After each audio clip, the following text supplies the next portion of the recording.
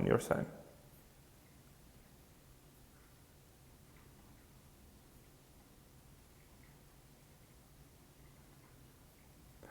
I think we are live now. Let me see. Yeah, I think we're live. Cool, awesome, guys. Thank you for joining. If you can put like in a chat box if you can hear me okay now.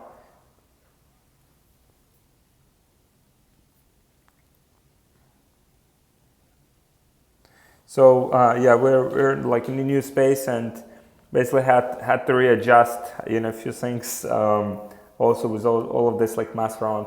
Cool. Yeah, guys. So yeah, I see you already you're already starting like to drop some questions. Yeah, I'll answer all of those. We had some questions, guys, from you previously that you have submitted for this call. So yeah, I'll answer those. And so, for example, the first question is from Bogdan Hovdia, and the question is best budget for testing with dropshipping right now because of the issue. Now, like nothing like really changed in terms of like testing stuff, because for example, if you test, if you test the product, you test, the campaign, you test anything, it's always, under any circumstances, initially it's about the validation and getting the proof of concept done.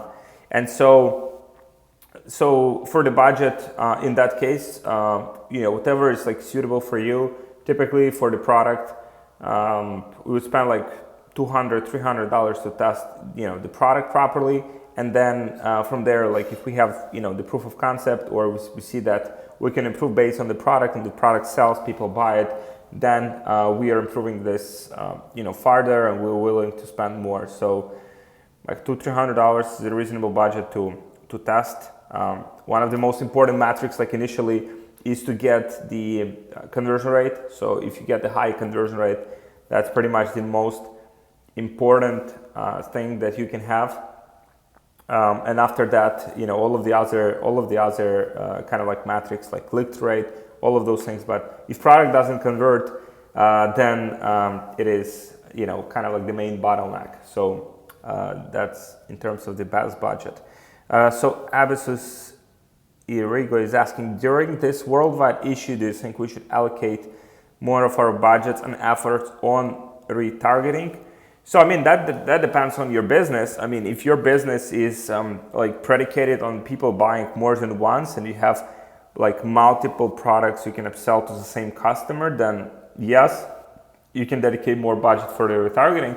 But for most businesses, there is like a limitation for the retargeting. So there is a limitation in terms of like how much can you spend on the retargeting, because if you constantly like bombard people with the same offer, or kind of like just show them a lot of ads, then over time they'll stop responding to it. So there is a limit on how much you can spend on the retargeting. It's it has its own like limitations. On top of that, you add that people are actually kind of like certain products are not selling as well as before because of the issue, right? So that has to be considered, and so that's kind of like what you have to consider for the retargeting. So at the end of the day, it's still metrics. It's still like you see all of the metrics in your dashboard. You see if product converts, if you see if it's selling, you see if kind of like everything is working properly. And if not, then you make adjustments. You don't scale as aggressively, so you operate based on numbers as previously.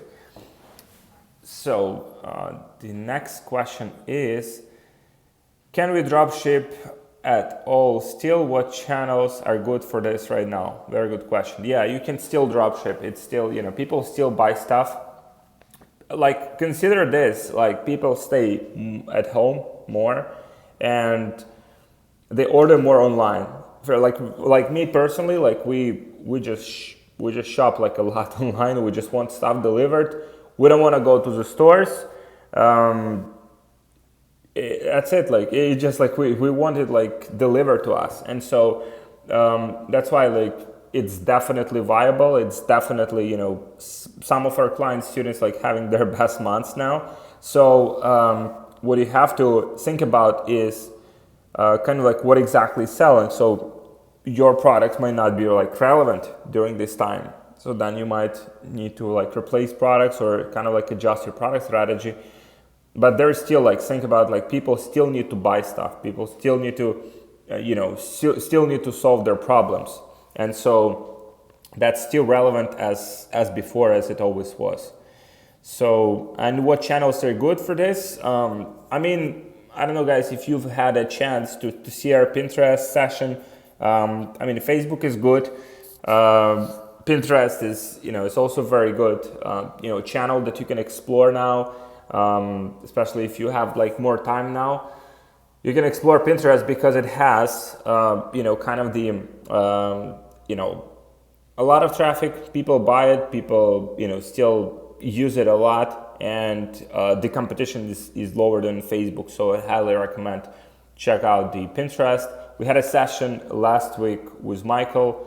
Mike has like a training on that, so you can inquire about it like with Michael. But yeah, I think he closed it now, so he wouldn't accept any kind of like new members into the training. But I would recommend you take a look at that. Also, I've seen some of the some ads on YouTube like retargeting with like e-commerce products. So if that is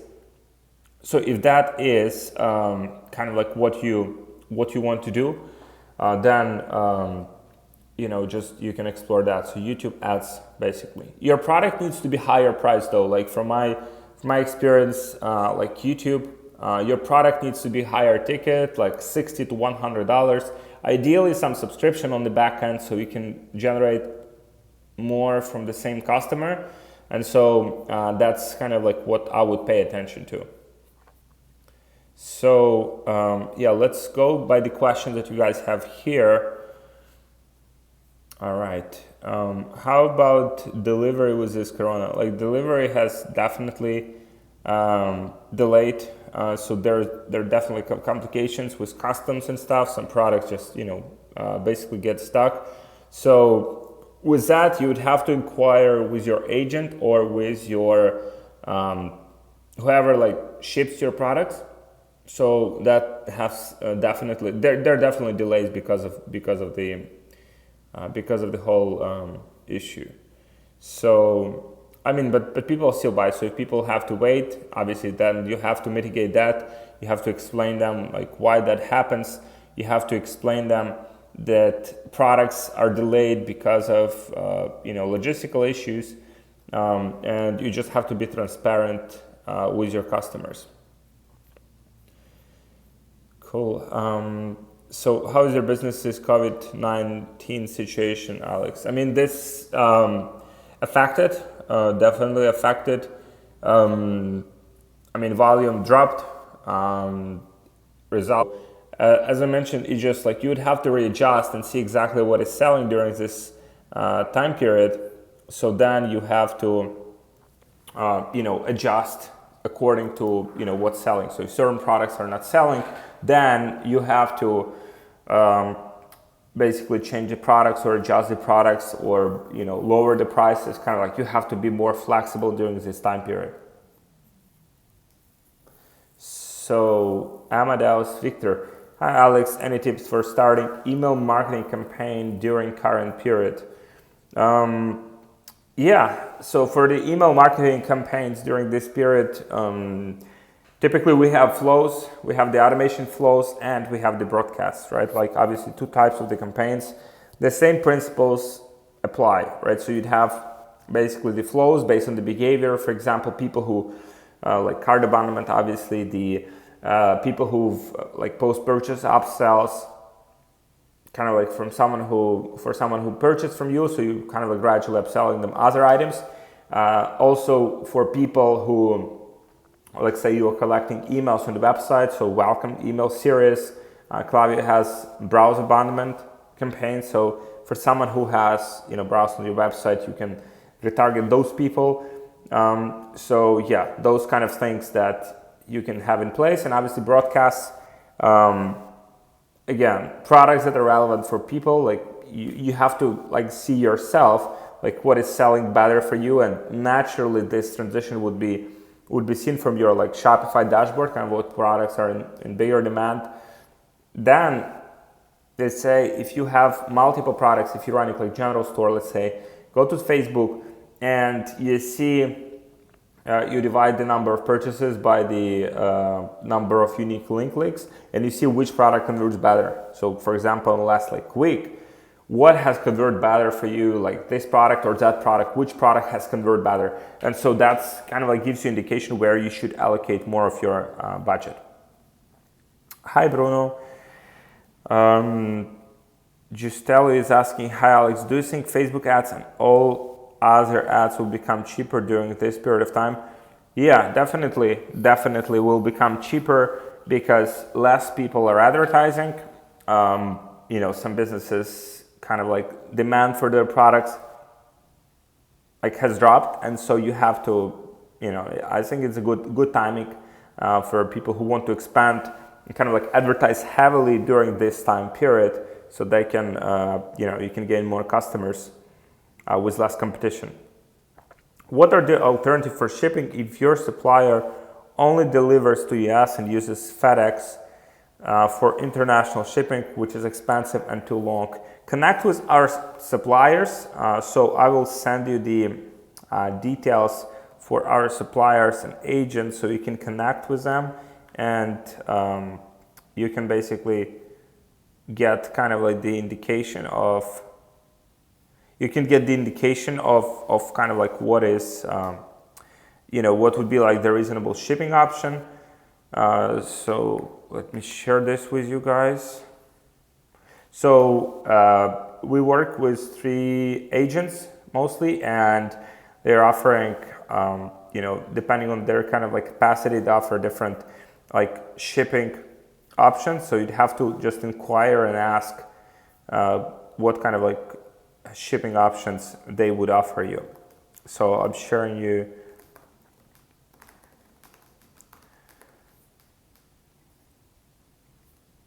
So this is it. Yeah, I'll drop here, guys.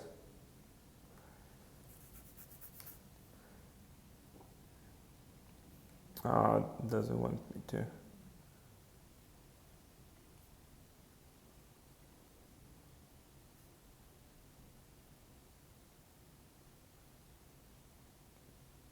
And so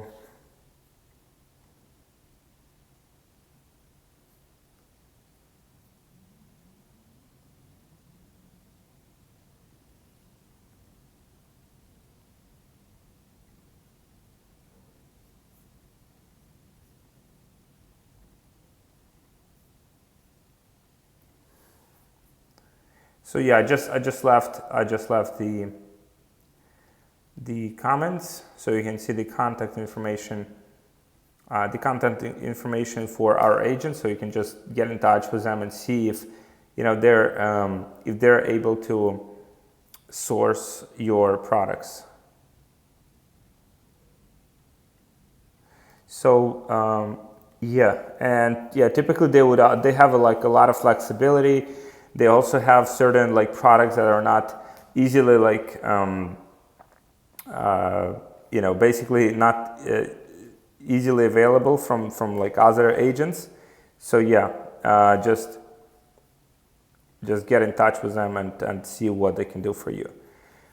So next question is, want to know about chatbot business future. I mean, it will get like restricted more and more. You can see like how chatbots and stuff just gets more regulated. Previously, you could just have something like you could just drop broadcast as much as you want. Now there are certain rules you have to abide that. For example, customer needs to be in contact with you or have some interaction with you within like 24 hours before you can send them. So it will become more and more regulated, like with everything. So any platform or anything, that's why Pinterest is a good platform, for example, is because it's not as populated, and when there's like rules, supply and demand, when a lot of people want to advertise on the platform, or a lot of people want to use like chatbots, obviously, there's a lot of like demand, and companies and businesses, they have to restrict like how many people can actually use the platform, because people start to exploit different features too much. Like for example, people have been exploiting Facebook as a platform to sell like different products that are masks, for example.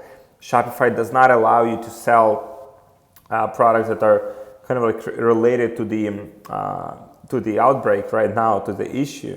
And so you have to just keep that in mind, and kind of like either abide by the rules, or find other platform to work with, or have more customized solution. Or let's say if you have your own like landing pages like created, then like no one can tell you like you cannot sell this product. Facebook can tell you that like you cannot sell these products, but Shopify can only control what's within their platform. If you're not on their platform, they don't have influence on you, and so that's what you have to like keep in mind. All right, what's the next question? I heard from one supplier saying packet parcel now sub, they get processed but not put on plane to handful of destination US, UK, France, Italy, Spain, I guess, and Poland. Yeah, I believe it's I've heard the same like rumors.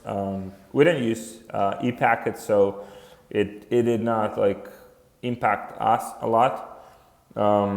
So yeah, you can get in touch with our suppliers, see what kind of like alternative shipping methods, which was exactly your second question. So increasing shipping costs during Corona, generally cost of goods shipping multiplied by 3 to get the store's selling price. Good rule of thumb. Still good rule of thumb. With pricing, it's like, okay, so with anything, like the first thing is to make sure that the product is actually selling. There's like proof of concept, and there's like demand for your product. So that's the number one. Second is whether you're profitable, and then for that, like pricing is one of the major kind of like leverage points that you have. And so, for example, sometimes you can lower the price, have higher conversion rate, and be profitable, rather than having like a higher price and basically having like less sales and smaller conversion rate. By the way, guys, I don't know if all of you guys are subscribed to my channel. Please subscribe to my channel, so any like live calls or any like updates, you know exactly when they're happening. So please, just subscribe to my channel. Thank you, guys. So how to best find a reliable agent when you're starting out, when you're only having 10-20 orders a day. You can get in touch with Tom, which is like on our list of agents. Like he might be willing to help you out with smaller volume. So yeah, just get in touch with him. I dropped the information about him in the comments. Do you recommend to use CJ dropshipping? I don't know. I've heard some people say good things, some people say bad things. Just do your own research. I haven't used them. Kind of like heard like mixed reviews, but yeah, do your own research. Ask people around, ask friends, ask people who are in the same space. And so that's kind of what I would recommend. Do suppliers always declare value of products under 22 euros to avoid import tax for shippings to EU? Very good question, but it's not a question for me. It's a question for make sure you're not breaking any laws, because it's not worth it. And so, but yeah, definitely get in touch. It's kind of like the way to think about it, like, okay, who has the information who I need? And so, for example, now you're looking for the solution for shipping to EU, right? So you have to talk to someone who consistently sells to you. Like, for example, in our program, we have students that are selling in like Dutch market, German market, Swedish market. So we have a lot of people that are selling within those markets. And so for that, you have to just get get the information from those people. So yeah, guys, by the way, if you're looking for help with scaling your e-commerce business, Facebook ads, kind of like get exactly what's working right now with all of this mess that's around, then there is a link below. You can book the free strategy session, so we can see if we can help you to scale your business even during this time of even this time in history. So who's usually the importer on record? The supplier or my company? Importer on record. So that's kind of like what you have to find out, like depending on kind of what country you are importing to and how do you want to structure it exactly. There are other models where, for example, if you're using like any like intermediaries, like where, for example, you do it for some with some middleman, if you have some connections on customs, or people who can get you like kind of like structure your customs properly depending on what country you're in. So that would depend on the setup and the country where you're selling. So if you put me like the country where you're selling, I might be able to help you. Just put in the comments. The products usually get stuck in customs. Do customers need to pick up the products? If that happens, customers need to pay import VAT. Yeah, that's typically the case.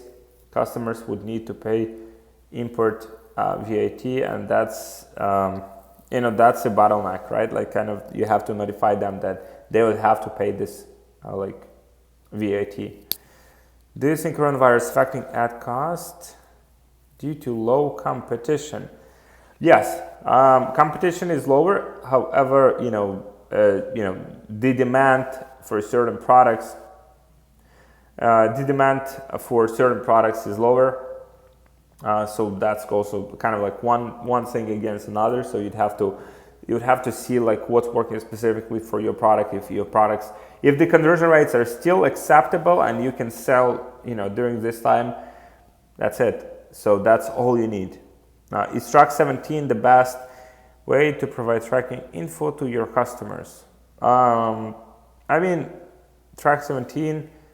17 after ship. They're happy with the service, but you have to see like what's the best for you. Like after ship, I guess we're using after ship. It's from my experience, that's like better option for tracking the shipments.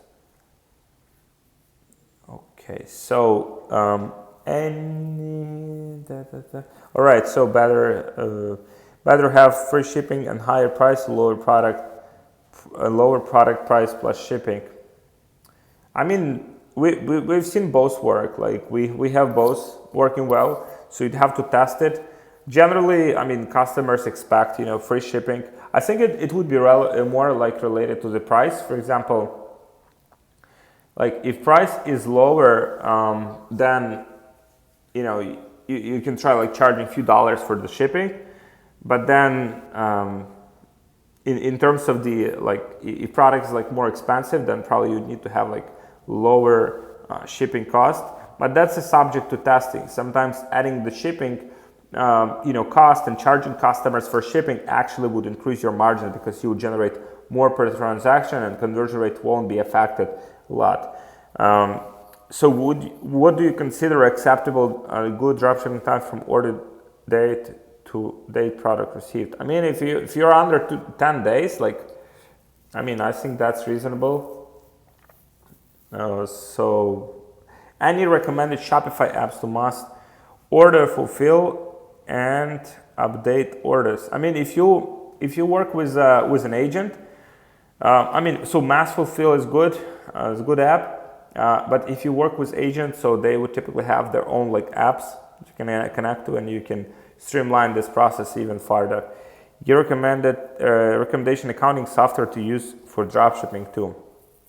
I'll have the session, guys, with particular accounting software, and so what's the name? It's called yeah, I'll share it with you guys. So I'll do like a live call, I guess, on YouTube to share it with you guys and basically answer all of your questions in relation to accounting, because now it's like tax season. Obviously, it got delayed a bit, so you have a bit more room. But yeah, I'll share the accounting software, and accounting software like Bench is pretty good option. So I'll share with you the Bench. So Bench is basically the software that you can use to streamline. So yeah, let me share this. Let me share this with you. So Bench.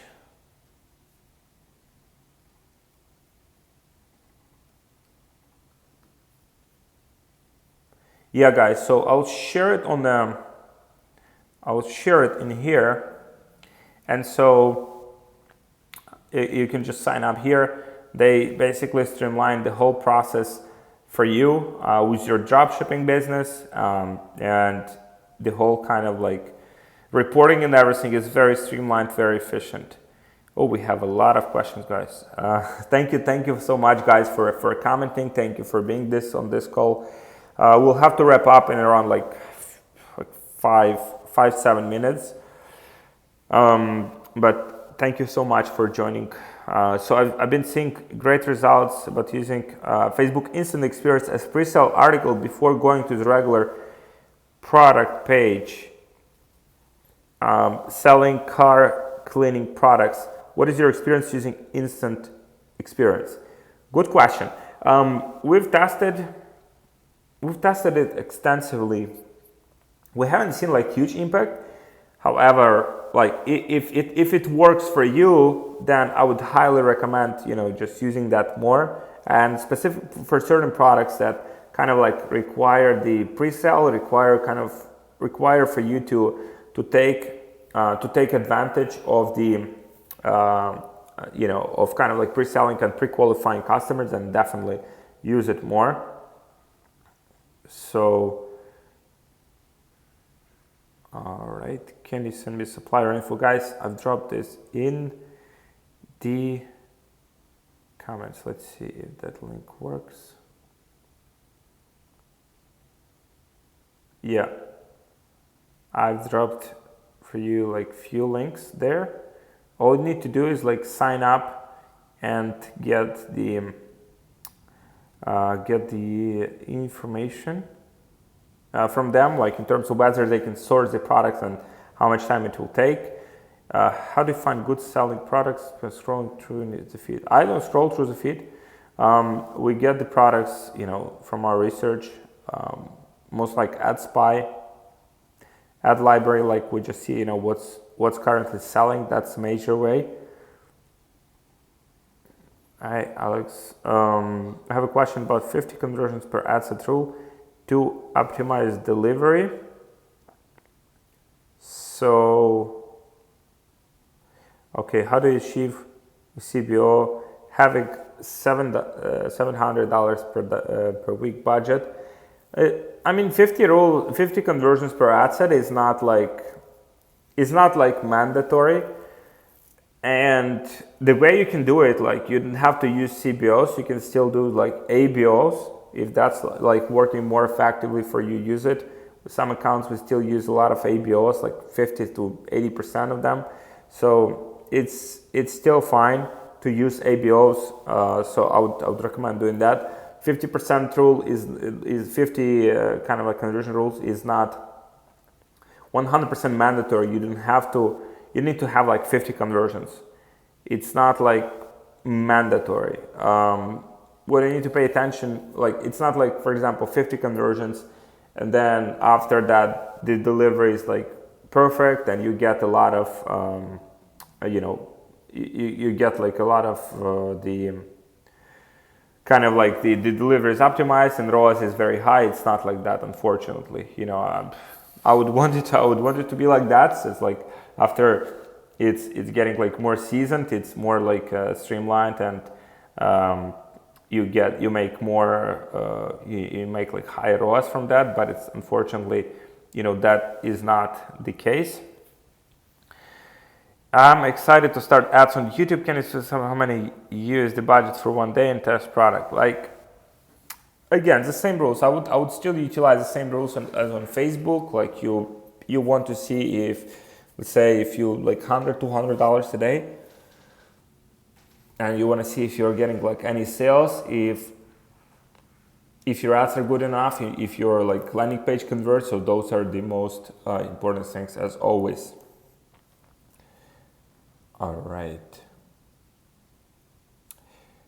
I'm playing with cost cap campaigns and noticing that at $32 cap, I cannot get any spend allocated, but at $34 I get a ton. Does it mean Facebook considers 34 to be the lowest? My creative compete? Yes. That means that in your specific, for your specific product, for your specific niche, that's kind of like the lowest where you having the competitive edge and you can compete. That's pretty much what it would mean. All right, so Tiazu Razvan. So could you tell me the difference between product selection, dropshipping, and branded e-commerce? Yeah. So with branded e-commerce, I wouldn't like recommend you sell anything like cheaper than like $100, because your costs will be higher. So first of all, the pricing point, your cost will be higher. You need the warehouse, you'll need to, arrange the manufacturing. You'll need to have, like proper like team customer support. So overall, like in terms of the investment, that will be more. So you have to compensate for that.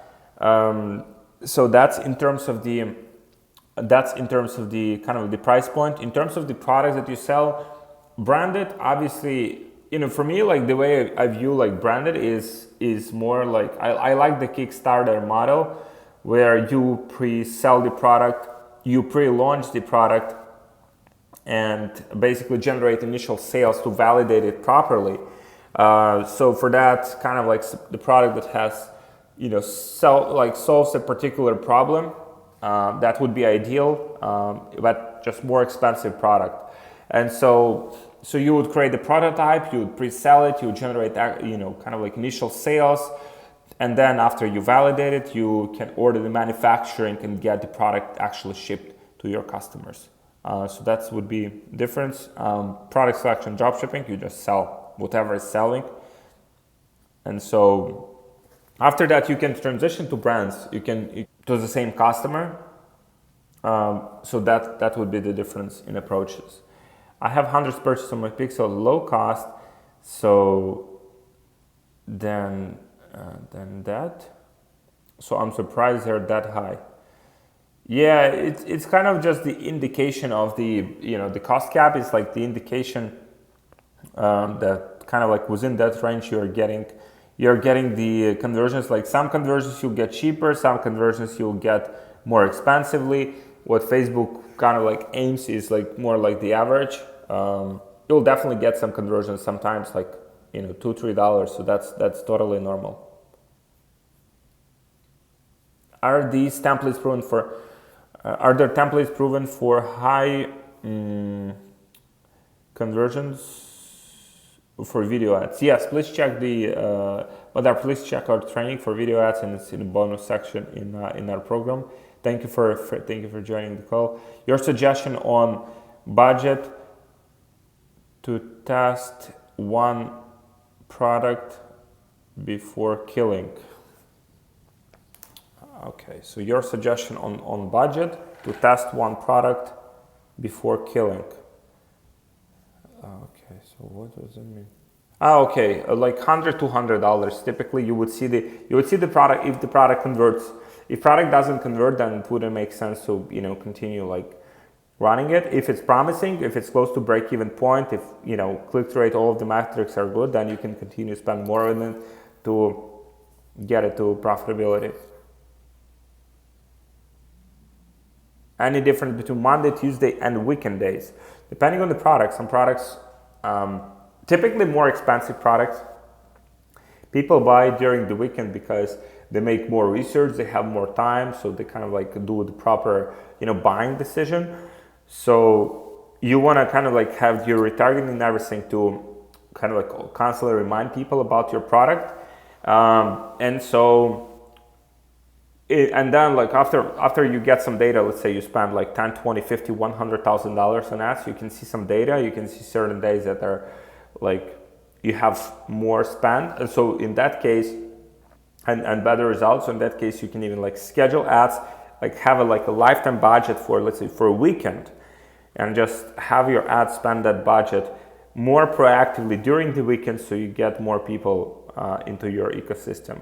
But that's kind of like all interconnected. For example, someone can see the ad on Monday, and then it would take them to the weekend to pretty much do their full like research and actually buy the product. So that would be like very relative.